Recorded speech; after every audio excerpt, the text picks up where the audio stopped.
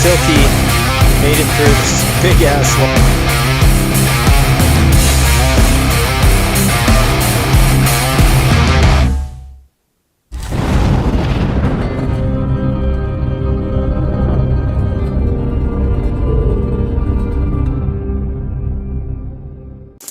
I'm guessing at least 10 inches. Let's see what the Katana Boy can do. Wow. I'm exerting no energy with this. Just letting the saw do the work. Phenomenal.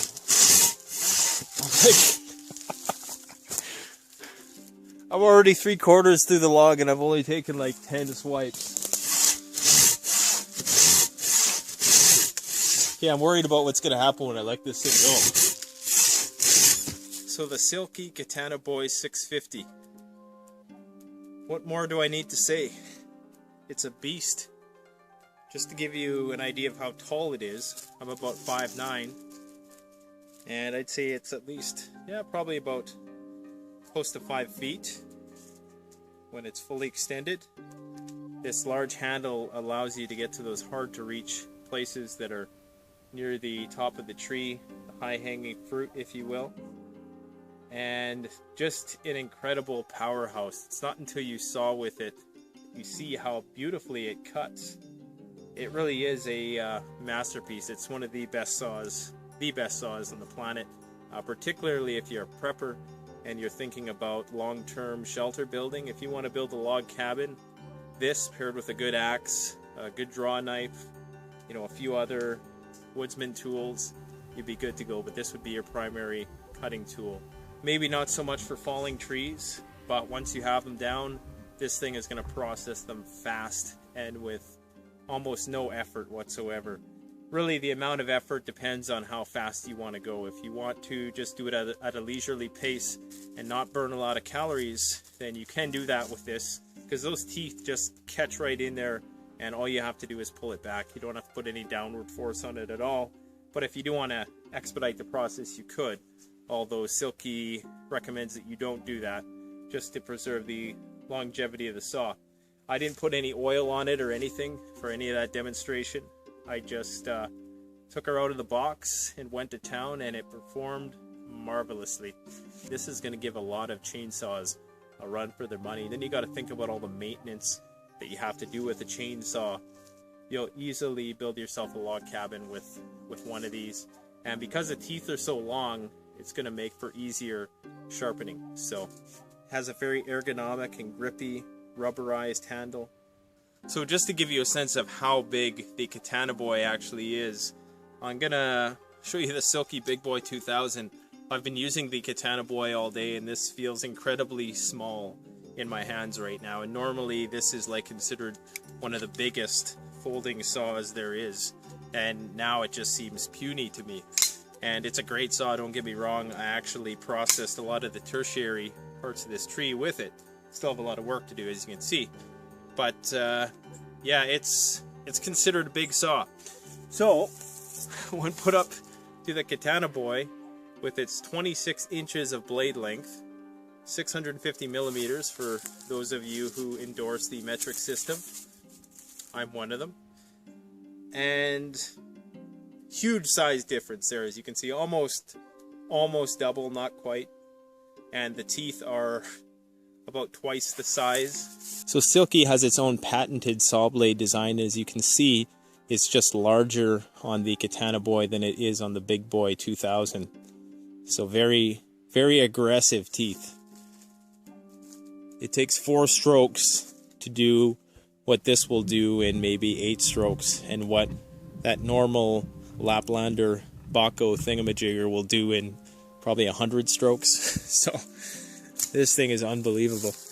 My jaw dropped when I opened the box when Dave from Big Bear Tools sent me this, and I requested that he send me one because I told him how much I love Silky saws, and he's the main distributor out of Canada. That's Big Bear Tools. Go check it out. Lots of excellent tools for arborists and woodsmen, bushcrafters, survivalists, preppers, all those things.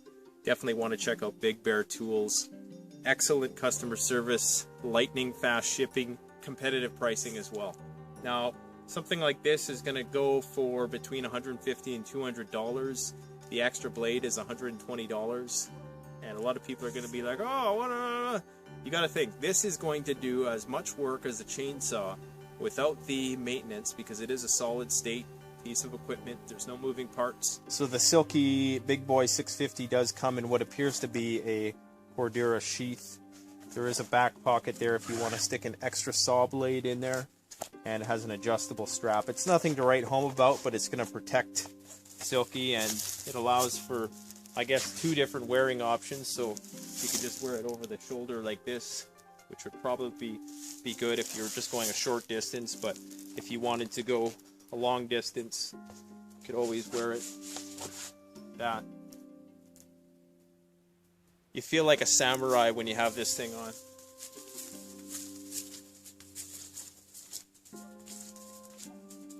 You can just one arm this, and in a few swipes,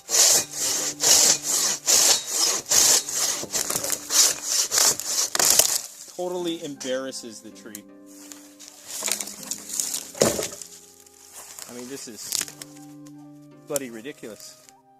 So my personal thoughts on the Katana Boy after some rigorous testing is that it's certainly more geared towards bigger stuff. So even for stuff like this, it works great if you can stabilize the wood. But the problem with such aggressive, catchy teeth is that it really will pull that wood. You know, if it's not entirely stationary like this, you know, you're gonna have to put your foot on it, or you know, you're gonna have to maneuver somehow to keep the log stable while you're cutting it, which is not always the case with a smaller blade with smaller teeth, which are just kind of finely cutting it. This thing is like aggressively tearing the crap out of it. So it works excellent for huge, massive logs, even logs that are mounted to trees still, like secondary branches. The high up, obviously, because of the distance, you can one-hand it, you know, and it will work pretty well. But you can see how much it's pulling that big log. So,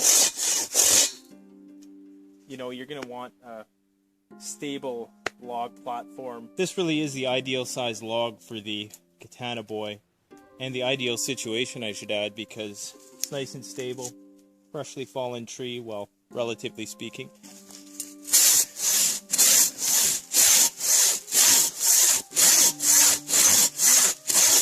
Absolutely no problem.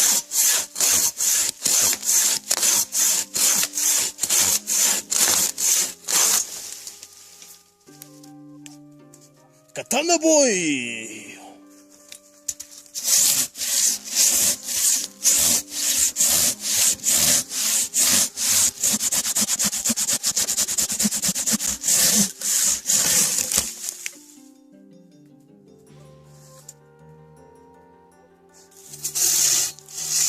I'm not even putting any pressure on the saw right now. Just letting the saw do its work, trying to use the full length of the blade.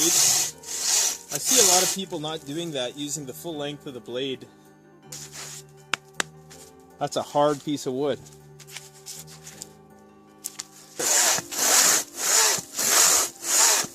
I'm using almost no energy. Look at that. This is a logger's wet dream.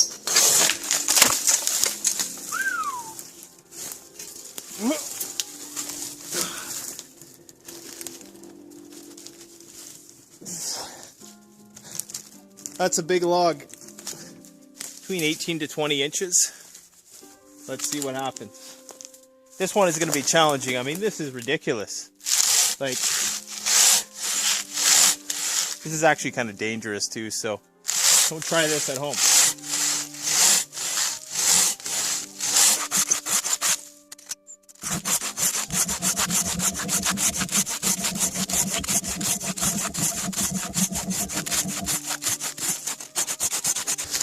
As you can see, it's made it all the way through, and I really don't want to damage the blade. Oh, there we go. Yeah.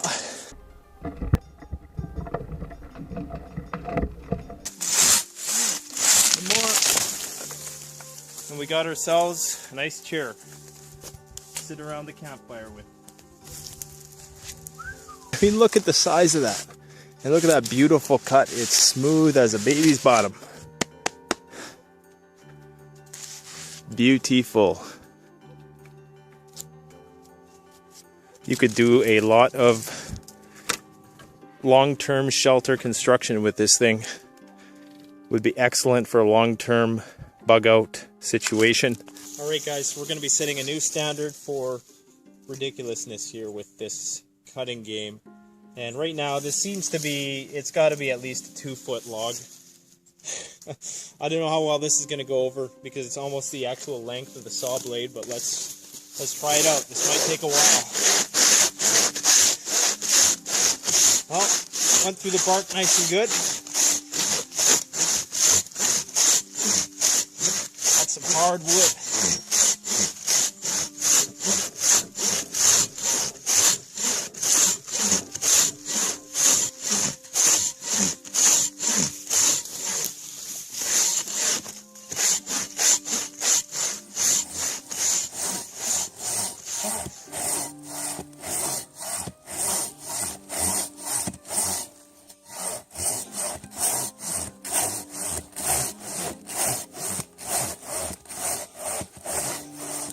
She's about to drop.